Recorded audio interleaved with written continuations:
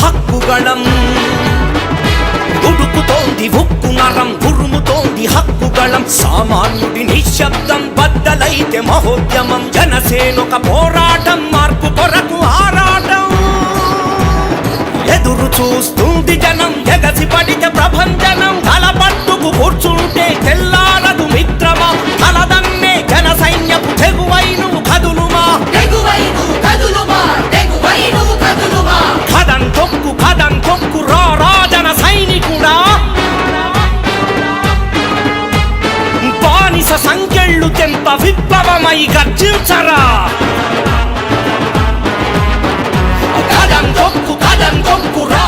గత 5 సంవత్సరాలు జరిగిన పరిణామాలు అది ప్రతి ఒక్కరిని కూడా కదిలించినాయి. ఎందుకంటే రాజకీయ కక్ష సాధింపు అనేది మన తెనాలికి ఎప్పుడూ లేదు. కొత్తగా ఒక విచిత్రమైన వాతావరణం వీళ్ళు తీసుకొచ్చి ఎవరు అడిగినా, ఎవరు ప్రశ్నించినా, ఎవరు వాళ్ళ పార్టీ కాదన్నా కూడా వాళ్ళని చిన్నచూపు చూడమే కాకుండా వాళ్ళపైన కావాలని కేసులు పెట్టించి ఇబ్బంది పెట్టిన సంఘటనలు ఖచ్చితంగా తెనాలి నియోజకవర్గంలో చాలా జరిగినాయి. నేను మీ అందరికీ మాటిస్తున్నా.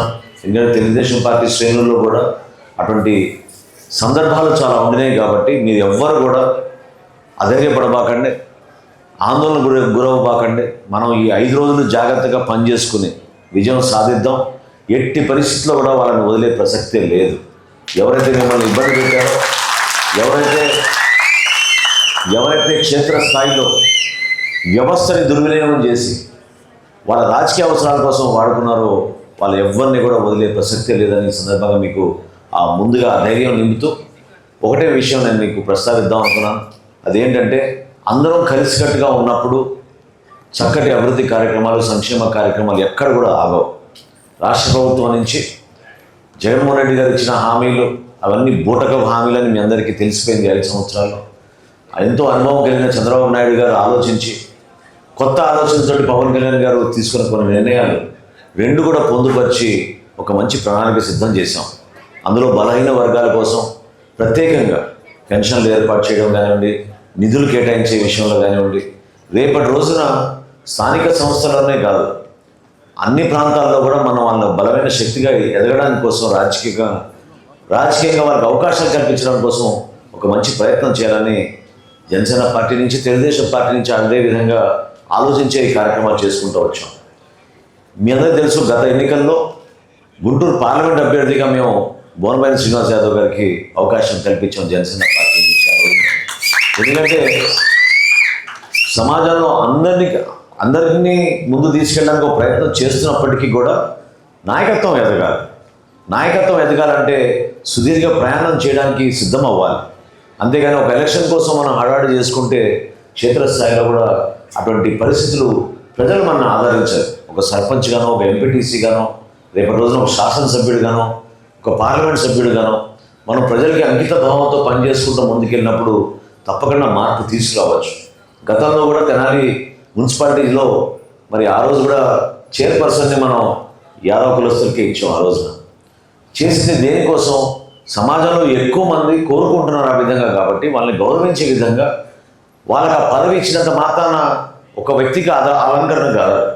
ఆ పదవి ద్వారా 10 మందికి సహాయం అందించాలి, 10 మంది గర్వపడే విధంగా మనం నాయకత్వాన్ని ముందుకు తీసుకెళ్ళాలి. ఇది చాలా అవసరం ఈరోజు సమాజంలో. కేవలం మన పదవి తెచ్చుకునేంత వరకే మనం మన కులాన్ని వాడుకుందాం, దాని తర్వాత ఆ కులం గురించి పట్టించుకోవడం అనేది అది చాలా పొరపాటు. ఒకసారి ఆ పదవిలో కూర్చున్న తర్వాత వాళ్ళు ఎక్కువ ప్రాధాన్యత ఖచ్చితంగా ఇవ్వాల్సింది వాళ్ళ కులం కోసం. ఎవరైతే రిప్రజెంట్ చేస్తున్నారో వాళ్ళు నిలబడాలి దానికోసం. అదే విలువలతో కూడిన రాజకీయాలు. అంతేగాని పదవి వచ్చిన తర్వాత మారిపోతే చాలా పొరపాటు. తెనాల్లో కూడా మన యాదవ సోదరులందరూ కూడా నేను మాటిస్తున్నాను, మీరు ఎంతో నిజాయితీగా ఒక మాట మీద నిలబడే వ్యక్తులు, కష్టపడే మనస్తత్వం, వ్యవసాయ రంగంలో ఉన్నారు, మీరు పాడి పరిశ్రమలో ఎక్కువగా గతంలో చేశారు. మన ప్రాంతాల్లో ఎంతోమందికి మనం రుణాలు ఇచ్చాం. ఏదో విధంగా వాళ్ళ ఆర్థిక పరిస్థితి మెరుగుపరిచే విధంగా తెనాలి మున్సిపాలిటీ నుంచి కానివ్వండి, పొదుపు సంఘాల్లో ఉన్న రుణాలు కానివ్వండి, జాతీయ స్థాయిలో బ్యాంకుల నుంచి రుణాలు తీసుకొచ్చి మనం మన ప్రాంతంలో ఎంతో అభివృద్ధి చేసుకుంటూ వచ్చాం.